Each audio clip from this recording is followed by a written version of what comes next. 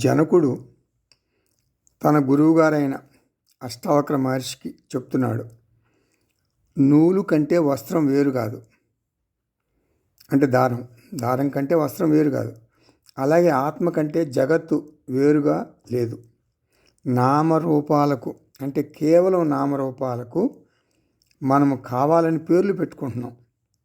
Table, గాజు, ఉంగరం, కుండ, ఈ పేర్లతో తాదాత్మ్యం చెందుతాం, వ్యవహారం చేస్తాం. ఈ నామరూపాలే పదార్థంగా, యథార్థంగా మనం భ్రమ చెందుతాం.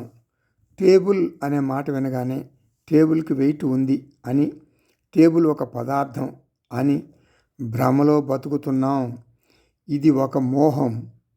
విచిత్రం ఏమిటంటే, మనం లోతుగా ఈ విషయం పట్టించుకోం.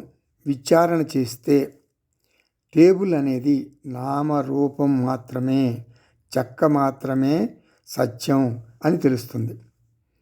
టేబుల్ అనే మాటకు 1 గ్రాము కూడా బరువు ఉండదు. టేబుల్ అసలు పదార్థమే కాదు, ఇంకా దానికి బరువు ఎక్కడిది? ఈ నామరూపాల ఉచ్చులో, ఈ నామరూపాల వలలో పడిపోయి నేను సత్యం తెలుసుకోలేకపోతున్నాను. భార్య, భర్త, పిల్లలు, తల్లి, తండ్రి, ఈ మాటల ఉచ్చులోనికి బిగిసిపోయాను. నేను బయటకు రాలేకపోతున్నాను. విచారణ చేస్తే ఇవన్నీ నామరూపాలే, పదార్థం ఆత్మ. ఈ ఉచ్చులో నుండి బయటకు రావాలి. నామరూపాల ఉచ్చు నీవే బిగించుకున్నావు. ఎవరిని వారే ఉద్ధరించుకోవాలి.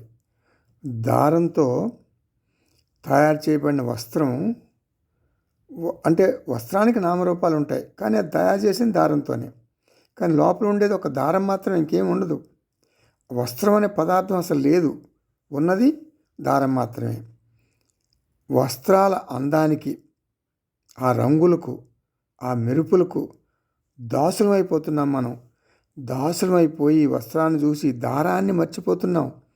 నీ భార్య, భర్త, పిల్లలు ఈ నామరూపాల ఉచ్చు నుండి బయటపడాలి. జనక, ఈ నామరూపాల ఉచ్చు నుండి బయటపడాలి.